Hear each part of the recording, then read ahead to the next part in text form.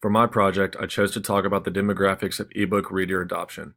I was never a huge fan of reading, but it was interesting to see how this changed for myself and many other people as ebooks started to become very popular.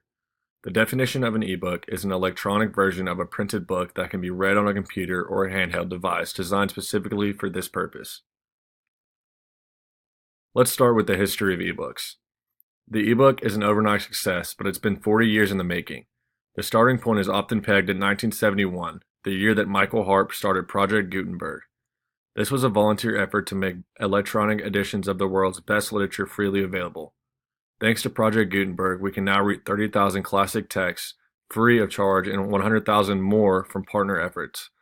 But important as the labor of love was, it's not what propelled the dramatic rise in ebooks that we're seeing today. The decades that followed saw slow progress, though important foundations were put in place. From the late 1990s, a variety of portable gadgets came on the scene, including the earliest dedicated ebook readers like the Rocket ebook and SciBook, released in 1998. There was initial excitement and a lot of development, but the wider book market was largely unaffected. The personal computer was unsuitable for long-form reading, and these portable devices tended to be more of a business tool, and complicated. Without a widely adopted format, ebook selection was also limited since publishers had to produce several versions and readers risked not being able to read their purchases if they switched devices. The industry began working in the early 2000s to produce a standard format which would come to prominence later in the decade, but lots of challenges and no real circuit breaker, the ebook industry went into a hiatus. In 2006, the launch of the Sony Reader pioneered today's ebook market. The Sony Reader was a book-sized gadget which introduced the mass market to an innovative paper-like screen called e-ink. It created a comfortable, portable reading experience. Another important move, Sony married its e-reader to an online ebook store that simplified access to books, though buying and reading ebooks is still not for the technically challenged. Sony had the right idea, but the event that ignited the market happened a year later when Amazon launched its Kindle e-reader. Until the Kindle came along, buying and reading books required technical skill and forbearance. Amazon had another trump card. It's at a top price of $9.99 for most of its ebooks. Prior to the Kindle, less than 1% of book market sales were ebooks, but sales leaped after Amazon's entry. Within 5 years, they'd reached 20% of the U.S. trade market, with about half of the sales of popular new releases coming from ebook editions and a third of the U.S. adult population owning an e-reader or tablet. Now with a little background information, let's move into statistics with ebooks. To a certain extent, ebooks have become popular amongst American bookworms. 20% of book readers in the U.S. stated they read more ebooks than hard copy books, and 23% about the same number of hard copy books in ebooks, demonstrating an open attitude among readers to exploring the many benefits ebooks can offer the reader. In 2018, about 26% of American consumers stated they had read an ebook in the last year.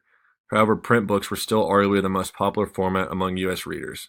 Perhaps unsurprisingly, given that the clout that millennial consumers have on the digital media industry, it is a noticeably higher level of ebook consumption among younger consumers than older generations. In 2018, 34% of 18 to 29-year-olds said that they had read at least one ebook in the last 12 months, a figure which decreased with age and stood at just 15% among those aged 65 or above. The wavering consumption of ebooks has had a direct effect on revenues. Between January and September of 2018, revenue from ebook sales in the U.S. accounted to just $771 million US dollars, down from about $800 million in the same period of 2017. Sales have been fluctuating over the past few years, decreasing on year in and year out from 2013 to 2016. However, sales peaked in 2017 and reached 266 million units. Taking a look at self-publishing market, the figures tell a similar story. However, with a sudden growth in 2017, whilst the number of self-published print books in the United States has grown consistently since 2008, the same is not true of ebooks. Despite there having been an obvious increase in the amount of self-published ebooks from 2008 and 2012, after over 172,000 ebooks were published in this manner in 2014, the number began to fall, and as of 2017 have not yet shown signs of improvement. In terms of what consumers like to read, the most popular genre among ebook readers was literature and fiction, with romance coming in second, and according to data gathered in 2017, tablets were still the most favorable device for reading ebooks, with 7% more consumers using tablets than e-readers. In fact, 31% of consumers said that they had never used an ebook reading device, perhaps an indication of devices such as Kindle still being viewed as somewhat of a luxury item. Indeed, ownership of e-readers varies across income, with more consumers on a higher salary owning items like Kindles than those earning less. Finally, let's talk about the pros and cons of ebooks. There are many pros, but one of them is information can be obtained without leaving your desk. If you need to do some research or don't have time to go find a book, it is very easy to look it up from your ebook and have it in the matter of minutes. Another pro is that unlike paper books and materials, digital books only require one device to carry around with you. Also, ebooks are more flexible than paper books.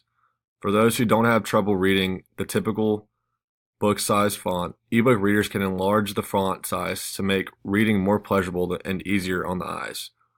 One more pro of ebooks is that they can contain many media elements not available with traditional books. Audio and video can be embedded to make reading a fully immersive experience. Although ebooks can be very beneficial, there are still some downsides. One of the largest downsides is the fact that they can be very expensive. Over the past few years, the U.S. ebook market has decreased by over 24% year on year, and print sales are on the rise. The primary reason for this is due to Amazon and not being able to set the digital price anymore. The publishers are doing this. This has led to an average increase of $5 per title, and many people find that paying $15 to $22 for a Kindle book is too expensive. Another con is piracy. Piracy is the number one concern for both publishers and authors. While traditional books can be copied with machines, the time and cost of doing so typically keeps the type of piracy at bay.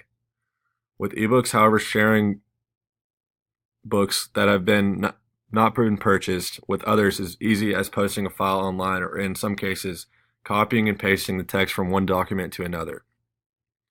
One more con is that ebooks have an unreliable lifespan.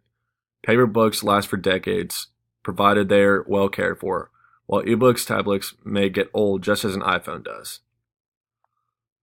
In conclusion, while some may find the transition from paper books to ebooks an impossibility, many have already embraced the technology as the status quo. Young people especially are finding ebook options as appealing and convenient. Looking to the future, it is possible that legal consumption and increased purchasing of ebooks will only grow if ebooks become available for a lower price. However, it goes without saying that this can only come to pass if companies agree to make this idea a reality.